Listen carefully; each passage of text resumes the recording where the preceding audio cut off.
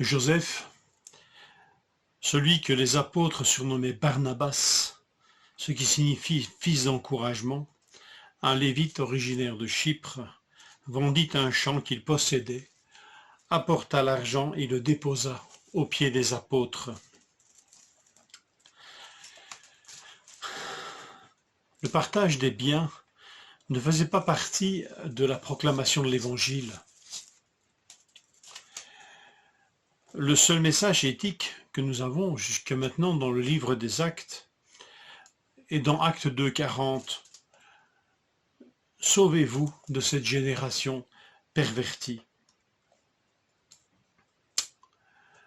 Alors, avec si peu d'éléments de type éthique, comment arriver à un tel comportement?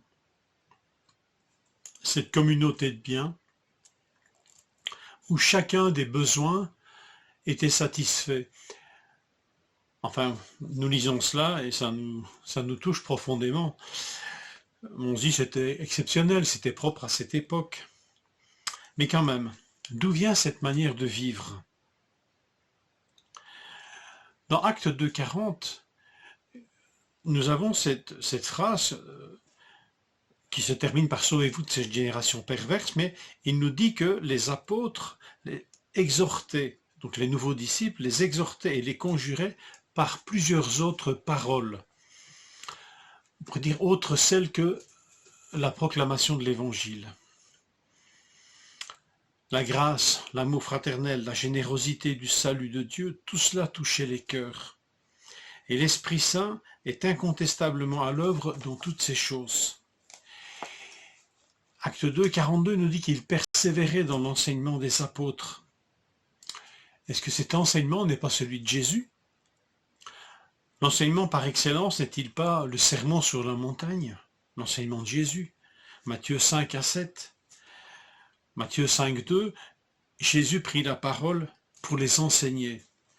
Et à la fin de ce sermon, il enseignait, Jésus, enseignait avec autorité, non comme les spécialistes de la loi.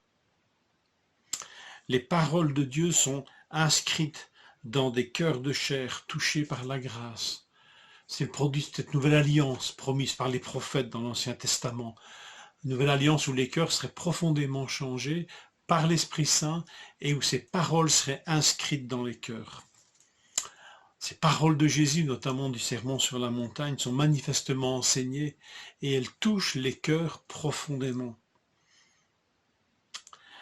L'Esprit Saint est à l'œuvre. L'Esprit Saint dont une des œuvres les plus grandes est celle de nous baptiser afin, nous dit Paul dans l'Épître aux Corinthiens, de former un seul corps, œuvre puissante de l'Esprit. Alors ce récit, où ils mettaient tout en commun, se termine par la vente d'un champ pour partager le revenu de cette vente entre tous. Quel changement depuis Judas qui lui acheta un champ avec le prix de la trahison. Ici, nous vendons un champ pour en partager le bien, pour en partager la somme entre tous. Quel changement radical! Sauvez-vous de cette génération pervertie, peut-être symbolisée par Judas. Et cette nouvelle génération, on pourrait dire cette nouvelle humanité, elle est bien résumée, elle est bien représentée par Barnabas. Ne vous amassez pas des trésors sur la terre, mais amassez-vous des trésors dans le ciel. Là où est ton trésor, là sera ton cœur. Un des grands hommes du livre des Actes, Barnabas, manifestement a eu le cœur touché, profondément. Et l'Esprit est à l'œuvre en lui d'une manière particulière. Mais est-ce une manière particulière ou une manière normale? Alors on l'appelait le fils d'exhortation, Barnabas, le fils d'exhortation. En grec, paraklésis. Paraklésis, ça vous fait un peu teinter l'oreille. Paraklésis, comme l'Esprit Saint est le paraklétos. Lui était le fils de la consolation, le fils de l'encouragement.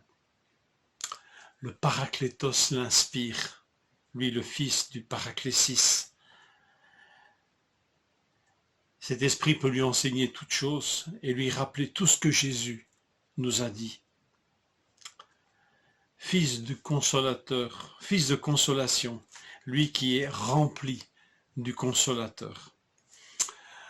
Qu'est-ce que je pourrais vous souhaiter et me souhaiter? Mais d'être de tels hommes et de telles filles, des filles de la consolation, des fils de la consolation, de l'exhortation, de l'encouragement, comme Barnabas, remplis de l'Esprit Saint, qui nous explique cette écriture, qui nous montre combien ces enseignements de Jésus sont inscrits profondément dans nos cœurs. Laissons l'Esprit Saint nous travailler. Et les fruits qu'il produira, faisons-lui confiance. Mais les paroles de Jésus seront plus que jamais vivantes dans nos existences. Qu'il en soit ainsi, que nous soyons tous des fils et des filles d'encouragement, d'exhortation, de consolation, remplis du consolateur. Bonne journée.